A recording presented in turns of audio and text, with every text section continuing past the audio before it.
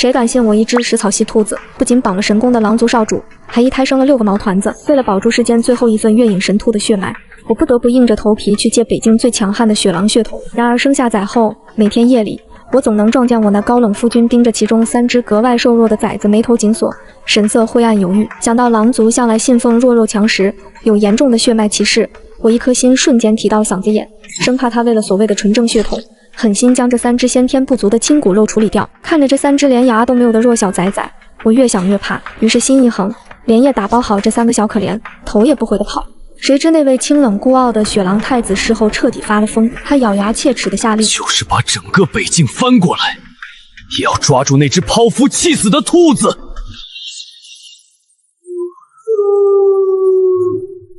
我是这世间最后一只月影神兔，是上古广寒战兽遗留下来的唯一血脉。我爹娘临终前死死拽着我的长耳朵，千叮咛万嘱咐，软软啊，咱们月影一族的未来可就全靠你了。无论如何，多生几窝小兔子，别让咱们的血脉断绝了啊！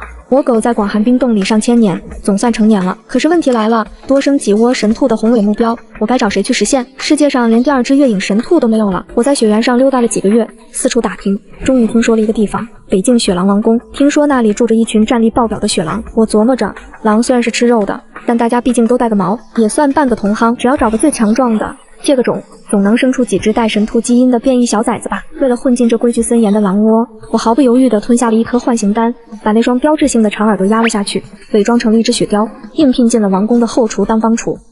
苏软，你发什么呆呢？还不赶紧把这盆血霜肉端去冰铺！要是耽误了太子殿下修炼，我扒了你的貂皮！后厨总管是一头脾气暴躁的独眼老熊，他一边挥舞着大勺，一边冲我狂吼。我赶紧回过神，缩着脖子唯唯诺诺的点头。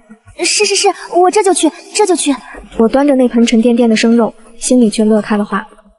太子殿下，听丫鬟们八卦，这位名叫风无寒的雪狼太子，可是整个北境万年难遇的极品，不仅实力深不可测，长得更是清冷孤傲，宛如冰山上的高岭之花。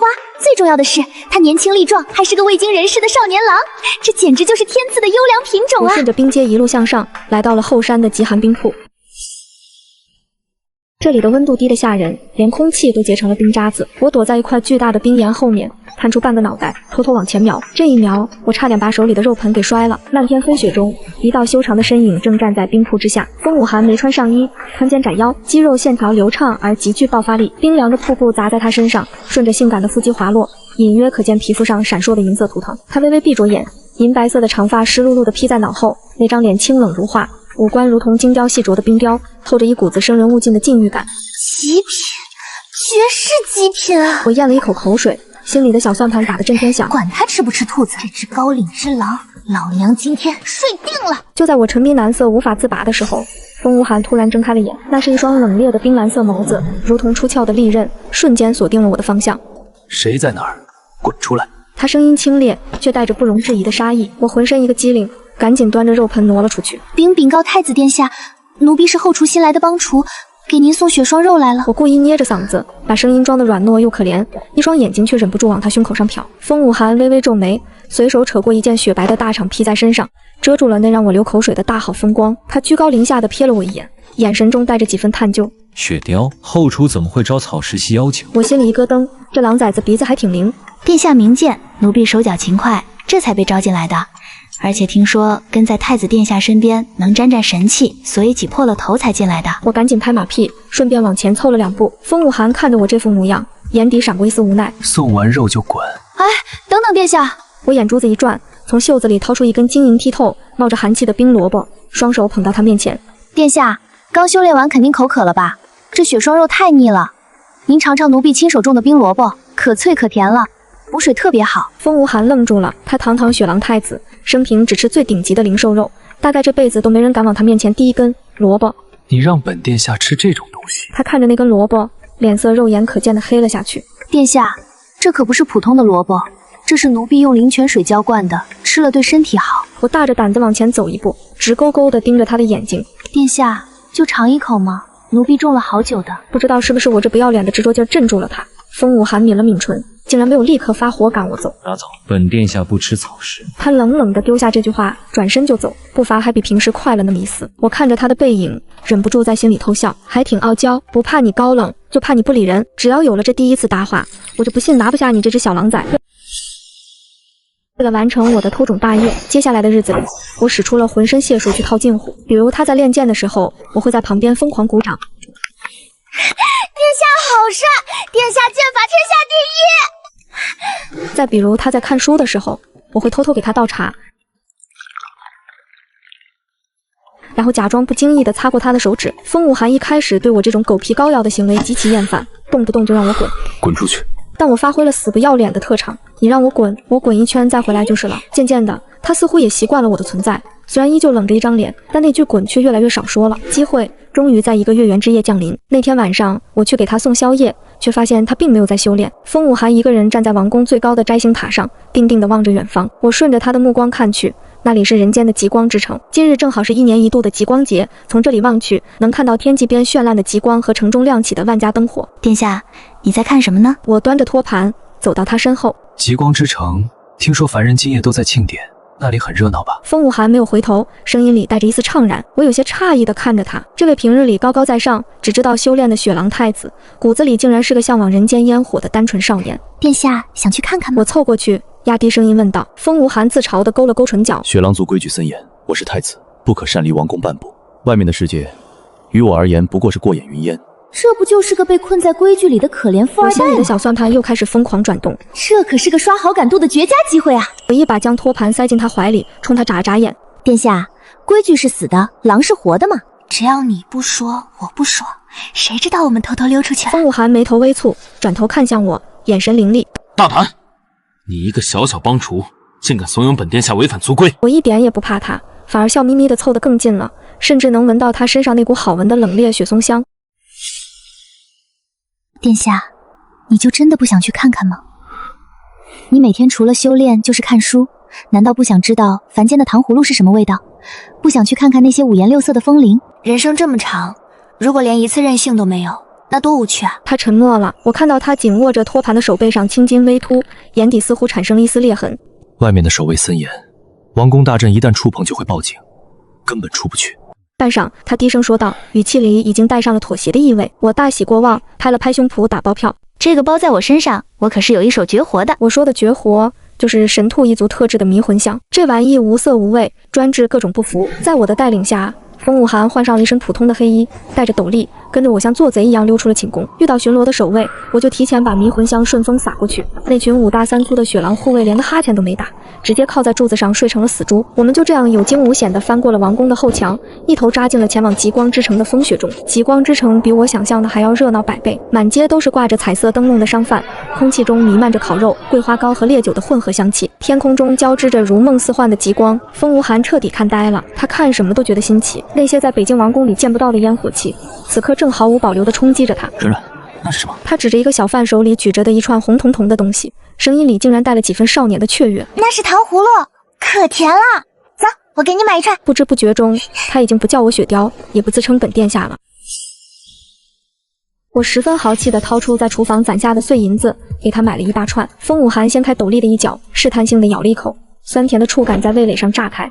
他那双一直冷若冰霜的眼睛瞬间亮起了星星点点的光。好吃吗？他有些别扭地转过脸，耳根却悄悄红了。上课。这一刻，我觉得他哪是什么凶神恶煞的雪狼，简直就是个傻白甜。这要是不骗回去给我生兔子，简直对不起老天爷的安排。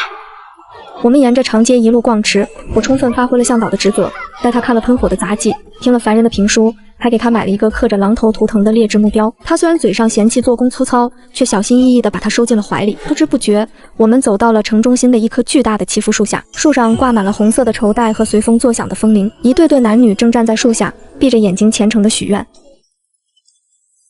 这是在做什么？这叫祈福风铃，凡人在这个时候挂上去写满心愿的牌子，如果被极光光照亮，月老就会帮忙实现哦。我笑着解释，顺手从旁边小贩那里买了2块木牌和毛笔，塞给他1块。来都来了，殿下你也写一个吧。风武寒看着手里的木牌，神色有些不自然。他提笔犹豫了片刻，最后在上面写下了4个端正的字：北境安宁。真是个毫无情趣的工作狂。我撇了撇嘴，拿起笔大笔一挥，在我的木牌上写下了5个大字：一窝生6个。你写了什么？风无寒凑过来看了一眼，念出声后，整个人都僵住了。他不可思议地看着我，一窝生6个，原本清冷的嗓音都因为震惊而拔高了几分。一个未出阁的女子，怎能写出如此粗鄙之言？我毫不畏惧地迎上他的目光，理直气壮地反驳：我是雪雕呀，我们雕一族本来就子嗣艰难，我最大的心愿就是找个强壮的夫君，多生几个孩子，家里热闹闹的，不好吗？风无寒被我对得哑口无言，他看着我认真且笃定的眼神，眼神复杂的闪烁了几下。他似乎想到了自己身处的那座冰冷孤寂、充满算计的王宫，那双总是冷冰冰的眸子里，第一次浮现出一抹异样的柔软。粗俗。他别过脸去，声音却软了许多，不再有之前的凌厉。不过说真能热闹些，倒也不算坏事。他这句话说得极轻，几乎被风鸣的声音掩盖，但我还是听到了。我心里暗笑，鱼儿上钩了，是时候收网了。逛了大半夜，风无寒明显有些疲倦了。我们在一家露天的烤肉摊前坐下。殿下跑了这么远，饿了吧？这是凡间特制的烤鹿肉，您尝尝。我端起一盘热气腾腾的烤肉推到他面前，在端过来的那一刻，我的手指隐蔽地在烤肉上方轻轻一弹，一些无色无味的粉末便悄无声息地融化在肉香之中。这可是我特意准备的大杀器，最受草。这玩意儿只要吃下一口，哪怕是大象也能睡上3天3夜，灵力越强，发作越快。风无寒毫无防备，他确实也有些饿了，加上今晚对我卸下了不少防备，拿起一块烤肉就咬了下去。这肉的味道似乎有些怪，有一股淡淡的苦涩味。哎呀，殿下，您平时惯了山珍海味，凡间的做法肯定粗糙些。我赶紧给他倒了一杯烈酒递过去，面不改色的胡扯。这是他们家的孜然和草果，是去腥的，您喝口酒顺一顺就好了。风无寒没有怀疑，接过酒杯一饮而尽。我在心里默念着倒数，当数到1的时候，风无寒正在拿第2块肉的手突然僵在了半空中，他深邃的蓝眸瞬间失去了焦距，身体晃了晃。软软。成了！我兴奋的差点跳起来，为了不引人注目，我赶紧结了账，把这只体型庞大的雪狼太子扛到了肩上。哎呦喂，看着挺瘦，肌肉怎么这么结实，重死老娘了！我一边吐槽，一边趁着夜色专挑没人的小路走。我当然不可能把他送回王宫，而是直接扛着他，朝着我早就在雪山脚下采好点的一个隐秘月牙洞穴走去。那里极其偏僻，洞口被我用厚厚的积雪和藤蔓伪装过，内部还有一口天然的地热温泉，简直是沙狼越货、霸王硬上弓的风水宝地。把风无寒扔在洞穴柔软的干草堆上时，我累得气喘吁吁。洞穴里点着微弱的火石，昏黄的光线打在他那张完美无瑕的脸上。此时的他褪去了白日里的清冷和防备，简直就像一个误落凡间的睡美人。小白狼，现在你可是落在我的手里了。我搓了搓手，忍不住伸出手指戳了戳他高挺的鼻梁，感受着指尖传来的微凉触感，心跳开始加速。对不住了，殿下，为了我月影神兔一族的伟大复兴，只能借你的身体一用了。放心，我会对你很温柔的。我深吸一口气，激动地伸出双手去解他腰间的玉带。对不住了，殿下，为了我月影神兔一族，今天只能委屈你一下了。我在心里默念罪过，手下的动作却一点没停，利索地挑开了玉带暗扣。就在我想更进一步时，一边突生，原本昏睡不醒的风无寒突然发出了一声痛苦的闷哼，他光洁的额头上毫无征兆地浮现出一枚冰蓝色图腾，那图腾像是一朵正在绽放的冰霜之花，刚一出现，整个月牙洞穴里的温度骤然下降，连旁边的地热温泉水面上都结出了一层冰碴子。好冷！我冷得打了哆嗦，下意识地伸手去摸他额头上的印记，一股寒意瞬间顺着我的手指窜向4肢百骸。我猛地缩回手，抱着手指在原地直跳脚，突然想起了什么，这特么是凝雪冰结的图腾。我在广寒冰洞里苟了上千年，虽然没谈过恋爱，但天下妖族的图鉴我可是倒背如流。雪狼一族的雄性，只有在彻底度过这痛不欲生的凝血冰结之后，才算真正意义上的成年，身体里的天狼血脉才会觉醒。我瞪大了眼睛，死死盯着石床上那个身高腿长、肌肉结实的男人，简直不敢相信自己的眼睛。你开什么玩笑？我指着昏迷不醒的风无寒，气的声音都在发抖，对着空气破口大骂。你长得这么人高马大、肩宽腿长的，你告诉我你还没成年？你个未成年狼崽子，你装什么高冷禁欲系啊？这可怎么办？我好不容易把人给绑回来了，结果发现对方是个还没发育完全的崽子。雪狼在渡凝血冰结之前，如果强行破身，不仅他的修为会尽毁，还会爆体而亡。我月影神兔一族可是正经的神兽后裔，我总不能为了借个种，把堂堂北境太子给弄死吧？我绝望地在洞穴里走来走去，看着石床上那个让我垂涎3尺却又碰不得的极品，后槽牙都要咬碎了。算你好。我恶狠狠地走过去，把他的衣襟赌气似的用力合拢，顺手扯过旁边的破毯子，将他那诱人的好身材盖了个严严实实。这叫什么事儿啊？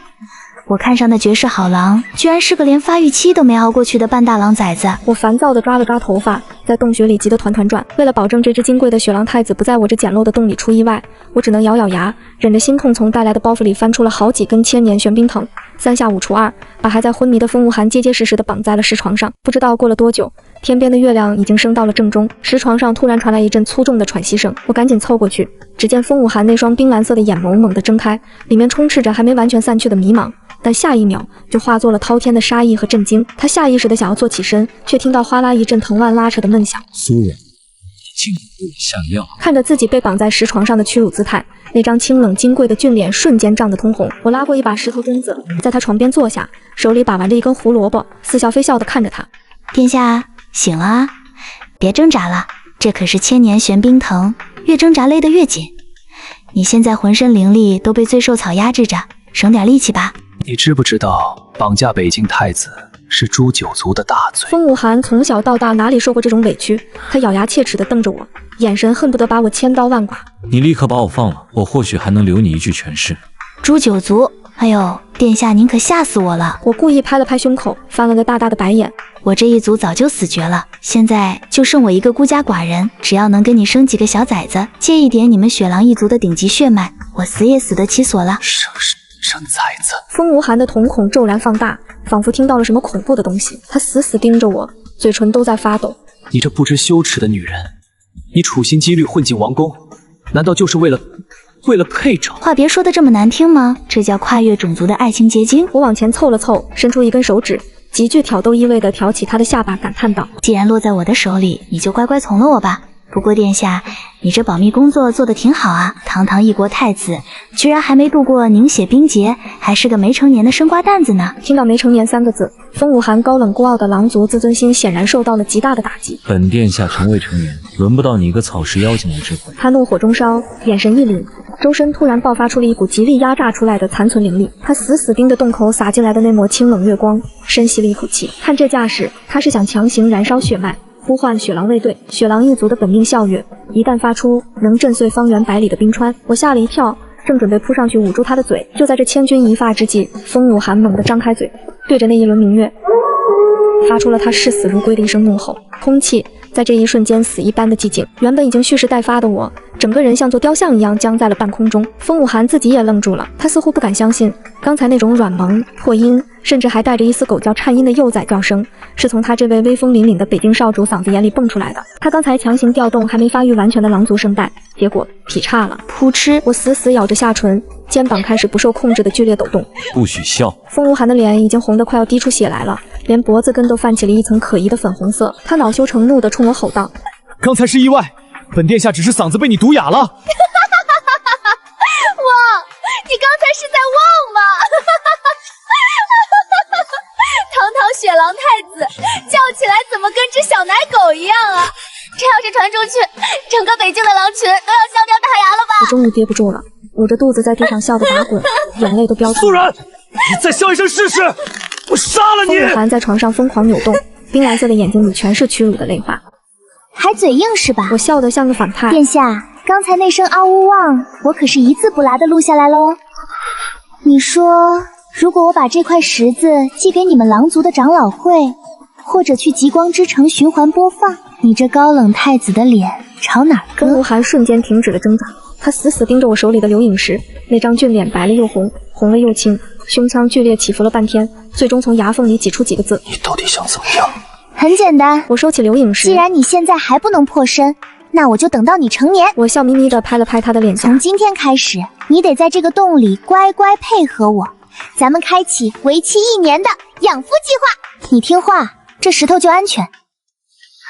你不听话，我就让全天下都听听太子的犬吠。风无寒绝望地闭上了眼睛，一副生无可恋的模样。就这样，我们在这个偏僻的月牙冰洞里开始了漫长而诡异的同居生活。虽然风无寒是个未成年，但体格和饭量可不是闹着玩的。为了养活他，我每天都要去山里打猎采摘。不过，我作为一只神兔，做起肉类料理来简直是一场灾难。同居的第1个月，风无寒吃饭了。我端着一盘冒着诡异焦烟的物质走到石床边，夹起一块对到他嘴边。这可是我精心烤制的雪原熊掌，大补，快尝尝。风无寒被迫双手被绑，他警惕地看着那块宛如煤炭一样的肉，猛地偏过头，满脸嫌弃。拿走这种焦炭一样的垃圾，我雪狼太子就是饿死，从这石床上跳下去也绝不吃一口。不吃是吧？我面无表情地掏出流饮石，手指正要在上面注入灵力。那我们来重温一下经典的嗷呜汪。风无寒的身体明显僵硬了一下，他缓缓转过头，看着那块焦炭，漂亮的冰蓝眸子里满是屈辱，最终视死如归地张开嘴，一口咬住了那块熊掌，连嚼都没敢嚼，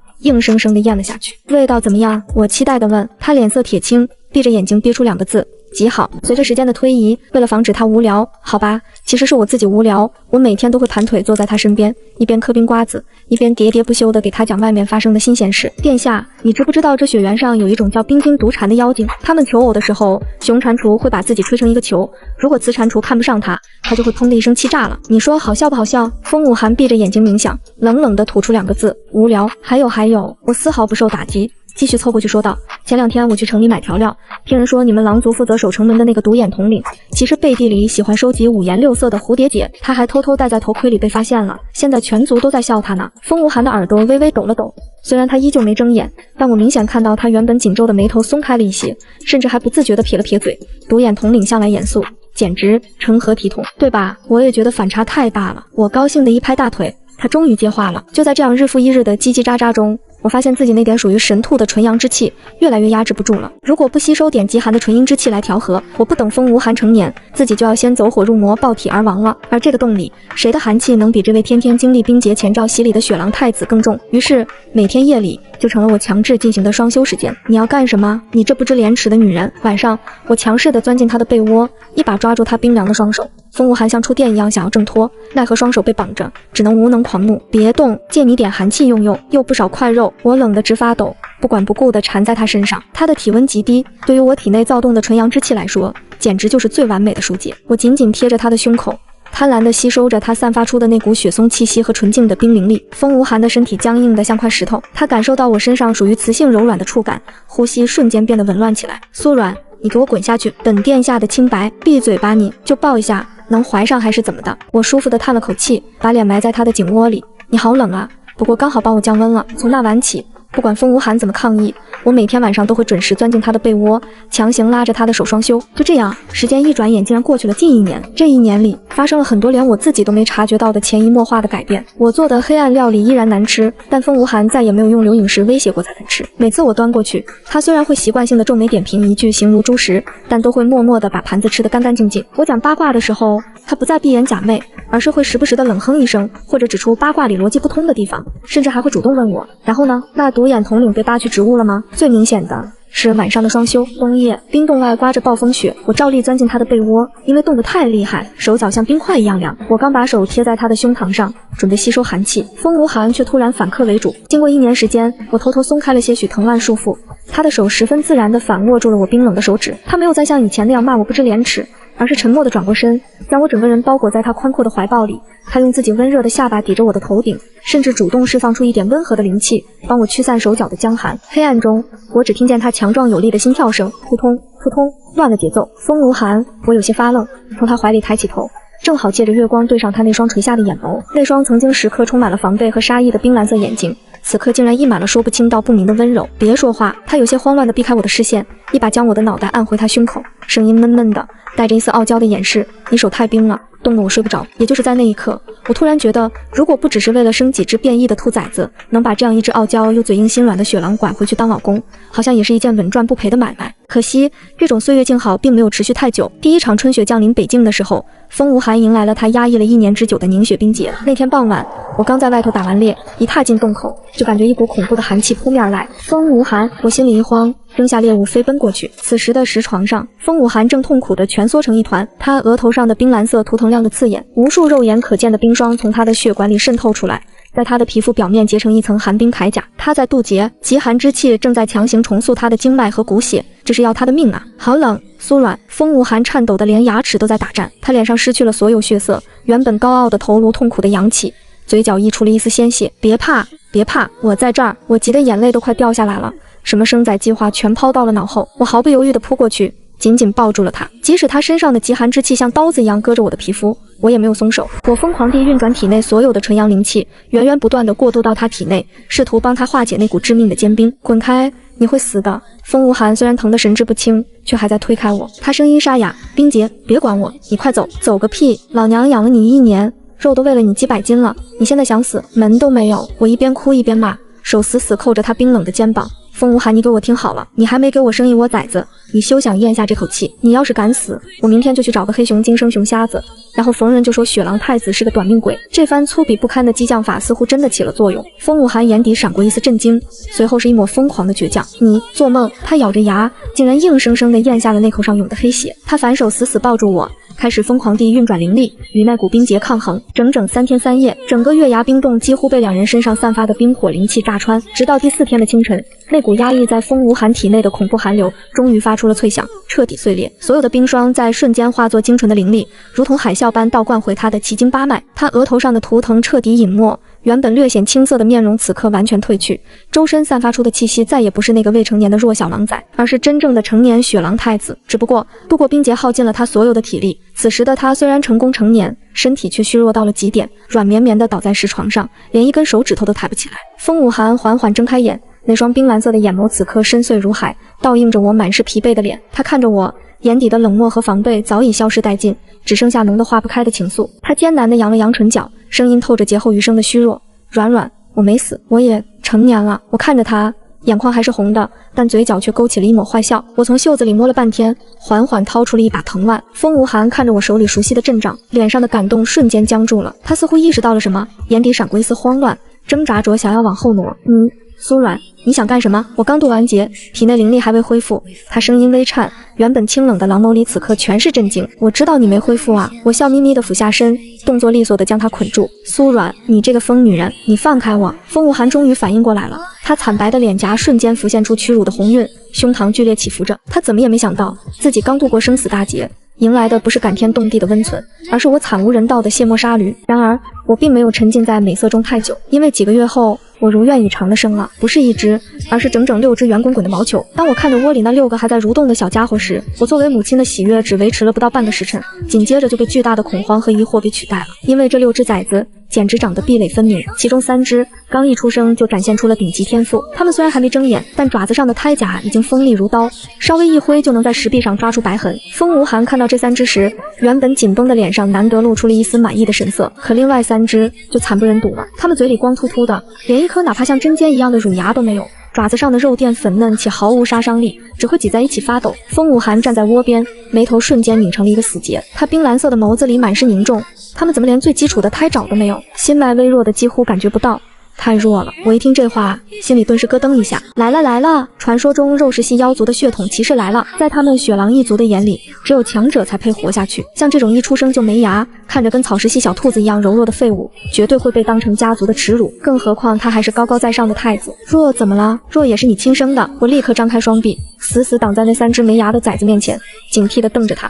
风无寒，我警告你，你别想对他们动手。风无寒看着我这副防贼一样的架势，脸色顿时沉了下来。酥软，你胡思乱想什么？他深吸一口气，语气变得有些急躁和严厉。你懂不懂规矩？在北境，这种天生残缺连胎牙都没有的幼崽是熬不过这个冬天的极寒的。你知不知道这几天我知道，我怎么不知道你们雪狼一族的规矩？我红着眼睛打断了他。我亲眼看到过好几次，每当深夜我装睡的时候，风无寒都会悄悄走到窝边，死死盯着这3只没牙的小家伙，眉头紧锁，手还总是伸向他们脆弱的后颈。他那分明是想趁我不注意，把这3个疑似带有我草食系基因的耻辱给掐死。这3只虽然没有你引以为傲的狼牙，但也是我身上掉下来的肉。你要是觉得他们给你这位雪狼太子丢脸了，那大不了我带他们走。我梗着脖子，几乎是咆哮着冲他吼道。风无寒被我吼得愣住了，他那张俊脸白了又青，胸口剧烈起伏着，他死死握着拳头，似乎想解释什么，但最终只是咬了咬牙，不可理喻。他冷冷地扔下这4个字，一甩袖子走出了冰洞。看着他离去的背影，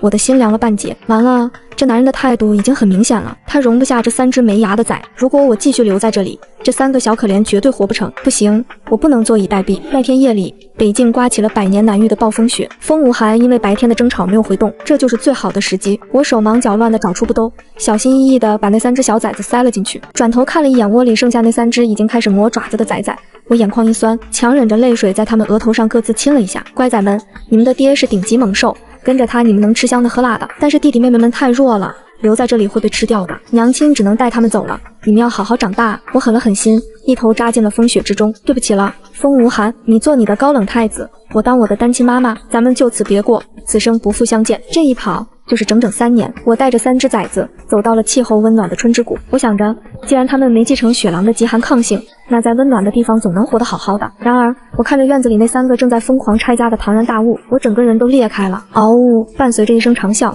老大一个飞扑，直接将院子里那棵古树给撞折了。老二和老三则因为抢夺一块生肉，正互相龇着牙。我呆滞地站在屋檐下，手里还拿着一筐准备喂给他们的胡萝卜，觉得自己的脑干都快被抽干了。这他娘的哪里是兔子，这分明就是3只纯的不能再纯，强的令人发指的雪狼啊！回想起风无寒那极其霸道的基因，我欲哭无泪。搞了半天，这3只小时候没牙，根本不是因为他们是草食系，而是因为雪狼血脉觉醒太晚。那我当年大半夜顶着暴风雪带他们跑路是为了什么？更要命的问题接踵而至，这3只纯种雪狼根本适应不了春之谷温暖湿润的气候，随着他们体内的冰寒血脉觉醒，南方的暖风对他们来说简直就是毒药。刚才还在为了肉打架的老二，突然腿一软摔在了地上，张着嘴大口大口地喘着粗气。紧接着，老大和老三也摇摇晃晃地倒了下去。崽，我的崽啊！我吓得魂飞魄散，赶紧把住在隔壁的老山羊大夫给拖了过来。老山羊大夫捋着胡子，翻开老大的眼皮看了看，又摸了摸他的脉搏，连连摇头叹气：“苏娘子，你这3个狗崽子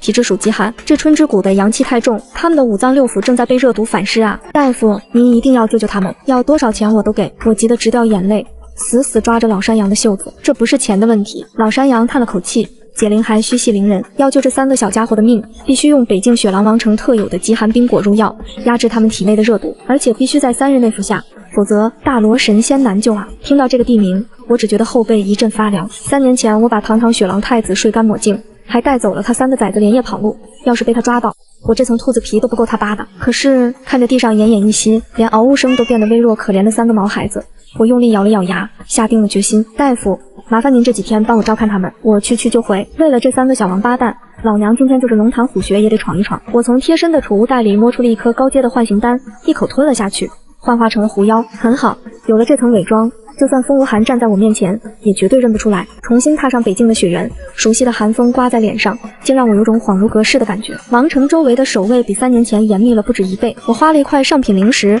才从路边的野猪精嘴里套出了点八卦。哎呦，这位狐族的美女，你是不知道啊，咱们太子殿下这3年简直跟疯魔了一样。野猪精一边数着灵石，一边压低声音说道：“听说3年前有个胆大包天的女人，不仅骗了殿下的感情，还拐走了殿下的骨肉。这3年，殿下把北境翻了个底朝天，脾气那叫一个暴躁，稍微犯点错就要掉脑袋。你要是进城，可千万别去后山禁地那边瞎转悠。”我听得冷汗直冒，心虚地裹紧了身上的红袍。这狼崽子气性怎么这么大？我不就带走了3个他眼里的残次品吗？至于这么大动干戈？不过我必须去后山采冰果。入夜，我凭借着3年前在王宫帮厨师记下的路线，踏入了那片生长着冰果的禁地。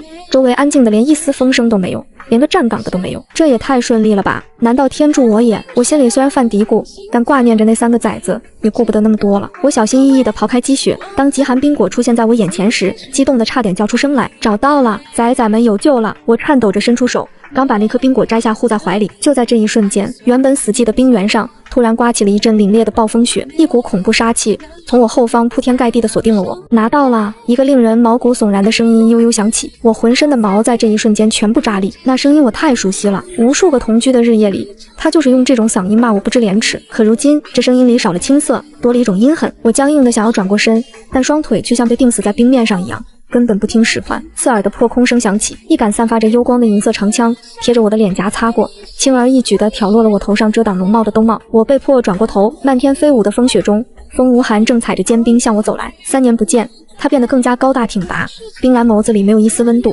只有让人窒息的疯狂与戏谑。我结结巴巴的往后退，试图用手挡住这张伪装的狐妖脸，心里疯狂祈祷他认不出我。不用挡了，苏软。风武寒手腕一翻，长枪的枪尖稳稳地抵在了我的下巴上，逼着我直视他的眼睛。他居高临下的看着我这副狐妖打扮，嘴角勾起一抹冷笑，以为换了一张狐狸皮，我就闻不出你身上那股骗子的味道了。风无寒微微倾下身，温热的气息喷洒在我的鼻尖上，那是一个极其精致的暖玉窝，窝里铺着昂贵柔软的雪狐绒，而里面正撅着3个雪白浑圆的屁股。似乎是听到了动静，那3个毛团子齐刷刷地转过头来，长长的毛茸茸的垂耳，红宝石一样水汪汪的大眼睛，还有那标志性的3瓣嘴，正咔嚓咔嚓地啃着晶莹剔透的冰萝卜。这特娘的不是兔子是什么？我脑瓜子嗡嗡作响，指着那3只正在吃萝卜的垂耳兔。风无寒，这3只兔子是哪来的？哪来的？风无寒转过身，冷冷地看着我。你当年自己生下的，现在反倒问我哪来的？不可能，绝对不可能！我震惊地揪住自己的头发。当年我留给你的那3只，明明一生下来就长着胎爪，那分明是食肉的猛兽血统，怎么可能蜕了胎爪之后变成了月影神兔？就在我盯着那3只兔子怀疑人生的时候，因为神识受到了极大的冲击，我体内那颗幻形丹再也维持不住，啵的一声彻底散了。红色的狐妖伪装褪去，我头顶那2只长耳朵不受控制地弹了出来，委屈的耷拉在脑袋两边。怎么现在不装狐狸了？身后传来风无寒幽冷的声音，他一把捏住我的下巴，逼迫我仰视他。苏软，当年你睡完就跑，还带走了我的孩子，如今自己送上门来，你觉得我会怎么罚你？他温热的气息喷洒在我的脸上，说出的话却让人心惊肉跳，我吓得腿都软了，赶紧扯出一个讨好的笑。风无寒，夫君，你听我解释，我那时候是有苦衷的，我是怕你嫌弃。闭嘴！他眼角猩红，咬牙切齿地打断我。你的苦衷就是让我像个疯子一样，在这冰天雪地里找了你整整3年。我闭上眼睛等死，以为这记仇的头狼会一口咬断我的脖子，结果他只是粗暴地把我扛在肩上，进了内殿深处的一个偏院。他一脚踹开门，毫不留情地把我扔在了一张极其宽大的床上。我晕头转向地爬起来，打量着四周，瞬间愣住了。这可是极寒的北境雪狼王宫，但这间屋子竟然温暖舒适的像春天的花房，这不符合他要报复我的画风啊！还没等我反应过来，脚腕上突然传来一阵冰凉的触感，我低头一看，一条细细的金链子牢牢地挂在了我的右脚踝上，上面还挂着一个精致的银铃，只要我稍微一动，那铃铛就发出清脆的响声。你干什么？这叫锁神铃，连着我的本命神识。当年你用玄冰藤绑我，如今风水轮流转，换我来锁你。风武寒站在床边，居高临下地看着我，这间屋子就是为你量身定做的。苏软，你休想再踏出这里半步。就在这时，门外探头探脑地滚进来3个白色的毛团子，是那3只垂耳兔崽崽。他们听到动静，顺着气味找了过来，看到自己的同族血脉，那种来自血缘的本能让我瞬间母爱泛滥。我立刻停止了挣扎，下意识地张开双臂，露出一个温柔的笑容。崽崽，快过来，让娘亲抱抱。我以为他们会扑进我怀里撒娇，谁知道那3只垂耳兔看到我，齐刷刷地往后退了一步，他们露出2颗一点也不吓人的门牙，冲着我发出警告声。老大甚至冲我凶狠地龇牙：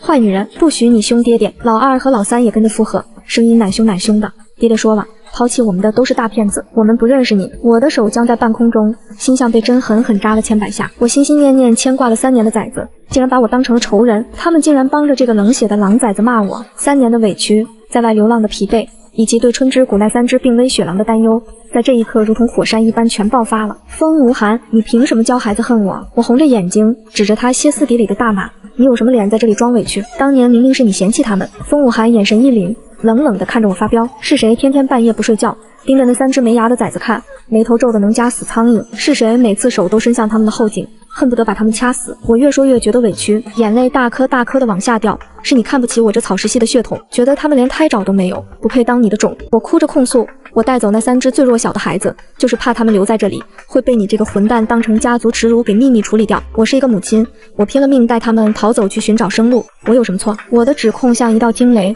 狠狠劈在风无寒的身上，他整个人都僵住了，那双一直闪烁着偏执的蓝眸里闪过一丝错愕，紧接着便被滔天的怒火取代。我嫌弃，我冷血。他仿佛听到了全天下最荒谬的笑话，一步跨上前，死死攥住我的双肩。苏软，你的良心都被狗吃了吗？他眼底猩红一片，声音都在剧烈的颤抖。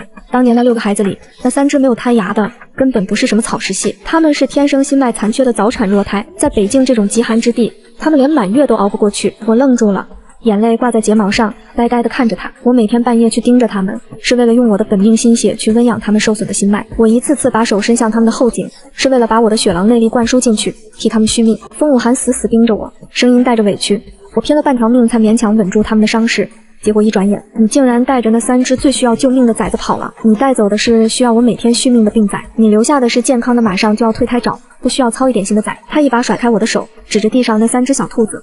这3年，我既当爹又当妈，满世界搜罗天才地宝，才把这3只崽养好。你现在告诉我，你当年带走另外3只，是因为觉得我会杀了他们？在你心里，我风无寒就是这种虎毒四子的人渣吗？风无寒的每一个字都像一记重锤，狠狠砸在我的天灵盖上。原来当年他那些奇怪的举动是在救命，愧疚感瞬间像海啸一样淹没了我。是我错了，全都是我的自作聪明，是我害了那3个孩子。对不起，风无寒，我不知道事情是这样的。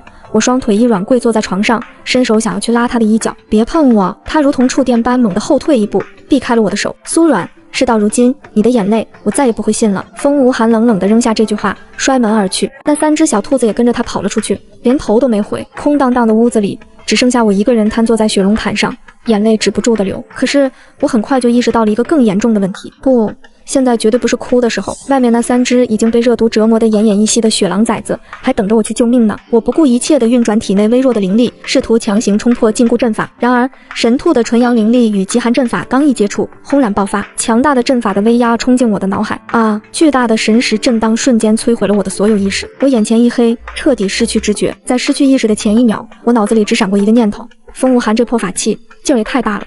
再次睁开眼的时候，我的脑袋仿佛被人用铁锤哐哐砸了300下，疼得我倒吸一口凉气。嘶，痛痛痛！我捂着后脑勺想要坐起，脚腕上却传来一声清脆的铃铛声。我低头一看，一条精致的银铃脚链正挂在我的右脚踝上。顺着链子看上去，我瞬间屏住了呼吸。床边坐着一个男人，一头如同月光般倾泻的长发，五官轮廓深邃的仿佛是神明最得意的雕塑。他深邃的眼眸正死死地盯着我，眼神里交织着我看不懂的情绪。好帅啊！我吞了口唾沫，眨巴着眼睛看着他，大脑却是一片空白。我是谁？我在哪？这个帅得惨绝人寰的冰山美男是谁？你醒了？男人见我呆愣愣地看着他，原本紧锁的眉头微微松动了一下，伸出修长的手指，迟疑地探向我的额头。这位帅哥，我下意识地往后缩了缩脖子，指着脚上的链子，满脸真诚地发问：请问你是哪位？这是什么特殊的爱好吗？为什么要把我锁起来？男人的手指猛地僵在半空中。苏软，你又在跟我玩什么花样？他咬牙切齿地说，想装失忆逃跑。这阵法反噬虽然厉害，但也不至于把你变成个傻子。我叫苏软。我摸了摸自己的脸，努力在脑海里搜索，却只能看见一片白茫茫的雾气。我委屈地看着他，帅哥，我是真的什么都不记得了。你认识我？那我们是什么关系？我是欠了你钱吗？男人死死盯着我的眼睛，似乎想从里面找出一丝撒谎的痕迹。然而除了清澈的愚蠢和对他颜值的垂涎，他什么都没找到。片刻死寂后，男人的眼神突然变了，他缓缓站起身，嘴角勾起一抹弧度。不记得了？好，那我就受累，帮你好好回忆回忆。他清冷的声音在大殿里回荡，却说着让我三观炸裂的话。我是北境雪狼一族的太子风无寒，而你是长老会为了牵制我强行塞给我的女人。你极度诚信，心肠歹毒，因为你，我和我那带着3个孩子流落在外的柔弱爱人硬生生的被拆散，生生分离。所以我把你锁在这里，就是要让你为你犯下的罪孽赎罪。只要我那可怜的爱人一天不回来，你就一天别想踏出这个院子。哈！我脑子里瞬间轰的一声，仿佛有无数狗血话本在眼前飞速翻过。原来我是恶毒原配，眼前这个绝世大帅哥竟然是个被迫和白月光分离的痴情种。正常人听到这种设定，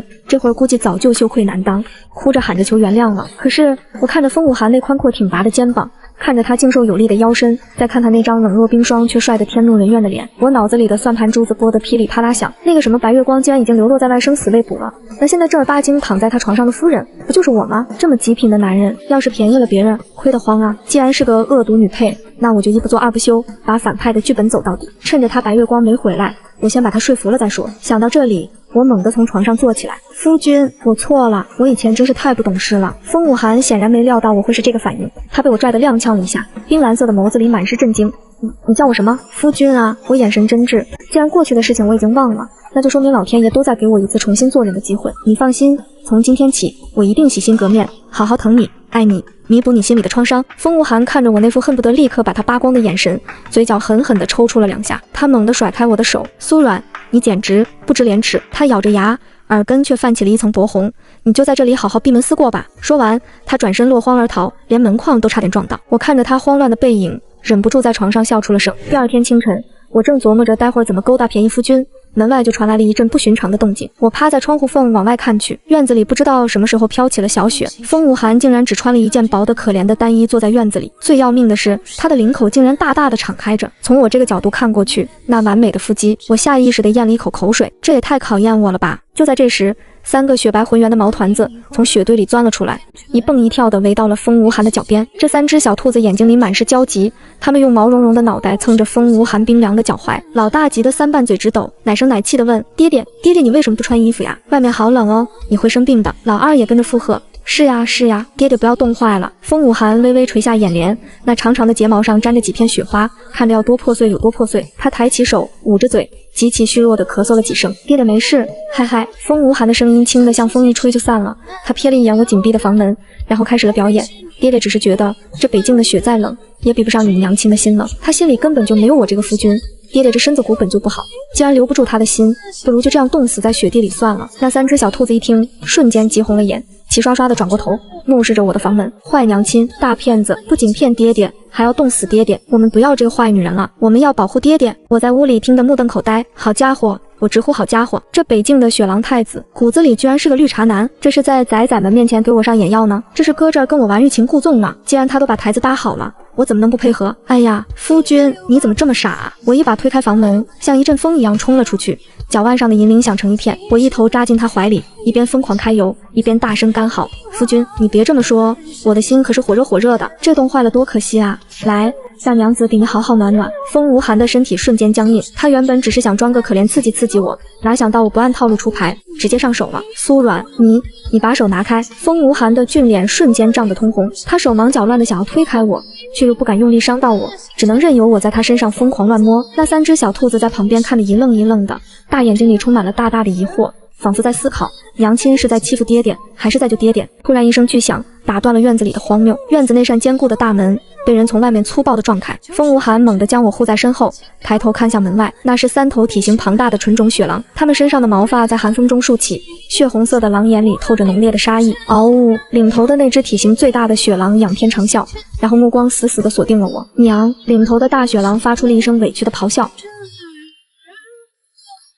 风无寒那张冷若冰霜的脸瞬间凝固了，他不敢置信地看着那3头凶悍的雪狼，又转过头看了看我。这3只小雪狼顺着我留下的微弱气味，硬抗热毒，一路狂奔到了北境王宫。此刻，在这3头护妈心切的雪狼眼里，院子里的画面是这样的：他们那柔弱可怜、只能吃草的兔子娘亲，正被一个衣衫不整的绿茶小白脸强行拉扯着，敢欺负我娘，咬死这个小白脸！脾气最暴的老3发出一声怒吼，朝风无寒扑了过去。敢咬我爹爹，打死这几条臭野狗！一直蹲在地上的3只垂耳兔也不干了，虽然它们体型小，但好歹是养在北境王室的崽，平日里天不怕地不怕。老大怒吼一声，长长的垂耳瞬间竖起，迎着那头巨狼就撞了上去。一时间，院子里雪花狂卷，狼毛和兔毛漫天飞舞。我站在一片狼藉中，看着眼前这荒诞的一幕，脑子里像是有无数只鸭子在疯狂叫唤：别打了，你们不要再打了！我急得在旁边跳脚，想要去拉架，却不知道该从哪下手。风无寒原本还维持着那副柔弱不能自理的绿茶模样，此刻看着这3头几乎和他一个模子里刻出来的小雪狼，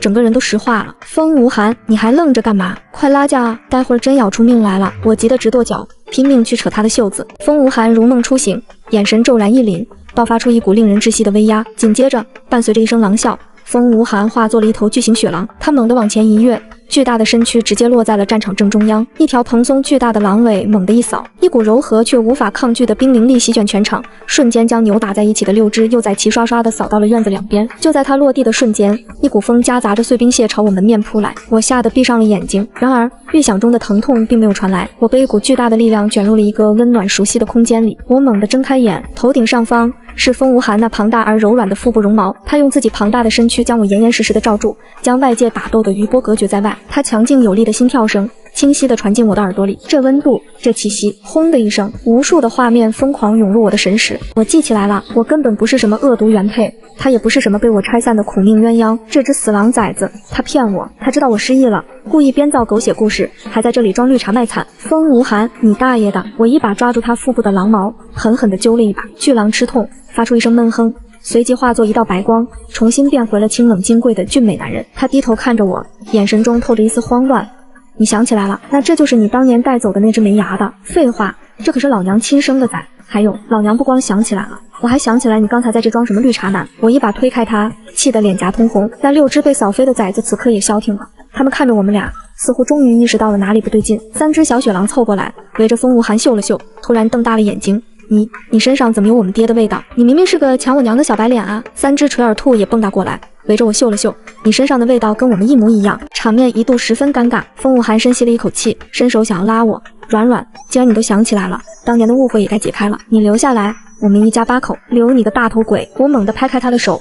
误会解开了又怎样？我是月影神兔，你是北境太子，这深宫大院的我可伺候不起。说完，我毫不犹豫地转身跑回了房间。风无寒站在原地，似乎以为我只是在赌气，叹了口气，并没有强行闯进来，而是开始在院子里安抚6个毛孩子。留在北境王宫？开什么玩笑，这里随便跑出来个什么人都能要我的命。趁着夜黑风高，我从柜子里翻出了一条网兜。乖崽们，别出声啊，娘亲带你们玩个好玩的游戏。我摸进偏房，趁着6只小崽子白天打架打累了睡得正熟，将他们整整齐齐地塞进了网兜里。我把网兜背在背上，顺着墙根摸到了院子后方的一处枯井旁。这枯井连通着王宫外的一条地下暗河，是我白天就踩好点的绝佳逃生通道。只要从这里跳下去，老娘就彻底自由了。我兴奋地搓了搓手，正准备背着这沉甸甸的一大包往下跳，突然背后的网兜里传来了一声响亮的啼哭。呜哇，爹爹，我要找爹爹！是垂耳兔老大，祖宗，小祖宗，你快闭嘴啊！我吓得魂飞魄散，赶紧伸手去捂他的嘴。大半夜的，夫人背着这么大个包袱是要去哪啊？一道幽冷的声音在枯井对面响起，我浑身一僵，机械地抬起头。月光下，风无寒披着一件黑色的大氅，犹如一尊煞神般站在枯井旁。风无寒，我咽了一口口水，后退了半步。苏软，你还是不是个女人？风无寒的眼睛瞬间红了，他一步步朝我逼近，声音里透着愤怒。我连苦肉计都用上了，就为了能留住你。可你呢？误会解开了，你还是要走。我就是不想留在这里，不行吗？我也被逼急了。你看看你这北境王宫，冷冰冰的，没有一点人情味。我是只兔子，我喜欢草地，喜欢阳光。我梗着脖子，大声喊出了那句渣女名言：风无寒，咱们俩根本不合适。这6个孩子是我拼了命生下来的，我必须带走。至于你去富留子吧，以你太子的身份，想要什么样的母狼没有？你去找别人给你生去吧。去富留子。风无寒死死盯着我，气急反笑。苏软，你想带着我的骨肉离开我，除非我死。就在我们剑拔弩张之际，天空中突然传来一阵轰鸣声，10几道散发着恐怖威压的苍老身影浮现在半空中，是雪狼一族的长老会。何方妖孽，竟敢在北境王宫口出狂言，要剥夺我族太子的血脉。为首的大长老眼睛死死盯住了我，以及我背上网兜里的幼崽。当他的目光扫过那3只露出长耳朵的垂耳兔时，大长老的脸色瞬间变得铁青，仿佛看到了什么极其恶心的脏东西。耻辱！大长老气得胡子直抖，权杖猛地在虚空中一顿。太子殿下，您堂堂雪狼一族的未来之主，竟然被一只低贱的草食系妖精玷污了血统，还生下了这种软弱无能的变异杂种。大长老慎言。风无寒脸色一变，将我牢牢挡在身后。她是我的结发妻子，我的孩子轮不到长老会来非议。殿下，您这是被迷了心智了。另一位长老开口，我雪狼一族崇尚猛兽力量，这种连牙都没有的草食血统，若是传出去，我北境将在万妖中颜面扫地。大长老高高举起权杖，眼神冰冷无情地宣判，为了北境的荣耀，为了太子血脉的纯正，启动冰封万仞阵，将这只低贱的草食妖精和那些耻辱的变异兔崽子抹杀。是10几个长老同时催动灵力，杀阵法在半空中成型，无数柄由极寒灵气凝聚而成的冰刃密密麻麻地悬浮在半空中，散发着毁灭一切的恐怖气息。你们敢！风无寒浑身爆发出恐怖的狼族威压，想要强行冲破长老们的禁锢。殿下得罪了。大长老冷哼一声，一股庞大的精神力直接将风无寒死死压制在原地。随着一声令下，漫天冰刃倾泻而下，直奔我和我背上的6个孩子而来。我绝望地闭上了眼睛，我不过是只刚刚恢复记忆的月影神兔，在这能绞杀万物的万仞阵面前，根本没有任何反抗的余地。我死死将网兜抱在怀里，准备用后背硬抗。然而预想中万刃穿心的痛苦并没有到来，利刃刺入血肉的沉闷声响在我耳边不断炸开，温热的液体滴滴答答地落在我的脸上。我猛地睁开眼，风无寒不知道哪里来的力量，竟然强行燃烧了心头血，挣脱了大长老的压制。他张开双臂，死死地挡在了我的上方，那些本该将我千刀万剐的冰刃尽数刺穿了他的身体。风无寒，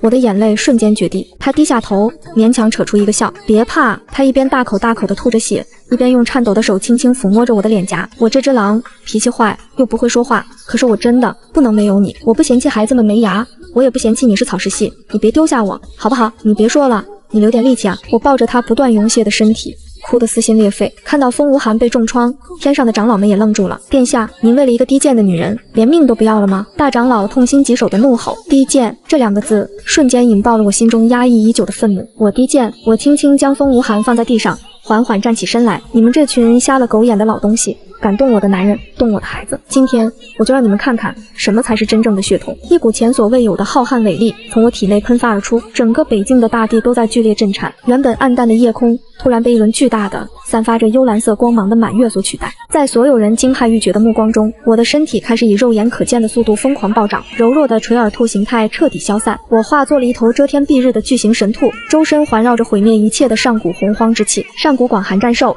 月影神兔，这可是当年能把天庭神兽当胡萝卜啃的老祖宗血脉。就凭这群区区在雪原里打滚的雪狼，也敢说我低贱？我发出一声怒吼，对着半空中那个冰封万仞阵狠狠的一脚踩了下去。那连大妖都能绞杀的阵法，在我的脚下就像是一块脆弱的薄冰，瞬间四分五裂。这是什么怪物？大长老看着我，吓得权杖都掉在了地上。怪物？我是你们太子八抬大轿都没请回去的祖宗。我伸出那巨大的兔爪子，像拍苍蝇一样对着半空中的长老会啪啪就是2记大嘴巴子，让你们嫌弃我没牙，让你们欺负我老公。刚才还不可一世的长老们，如同下饺子一样被我拍进了厚厚的雪地里，一个个口吐白沫，连个屁都不敢再放。整个北境王宫死一般寂静，只有风雪的呼啸声。我收起真身，重新化作人形，大步走到那群被吓破胆的长老面前。从今天起，北境我说了算，谁要是再敢拿血统说事，我就把他挂在极光之城的城墙上风干。听清楚没有？长老们的声音震天响。听清楚了，太子妃神威盖世，属下有眼无珠。我冷哼一声，转身跑回了风无寒身边。我将体内最精纯的广寒神力源源不断地注入他的体内，修补着他破损的内脏和经脉。在他的伤势终于稳定下来后，我看着他那张即便苍白也依旧帅得要命的脸，恶狠狠地捏住他的鼻子。风无寒，你听好了，既然你命大没死成，这辈子就准备给我当牛做马吧。这6个崽以后你负责带，尿不你洗，奶你喂，敢说半个不字，我就带着他们走。风无寒定定地看着我，那双一直笼罩着阴霾的冰蓝眼眸在这一刻终于彻底放晴。他一把抓住我捏他鼻子的手，拉到唇边落下深深的一吻。好，他眼角带着笑意，夫人说什么就是什么。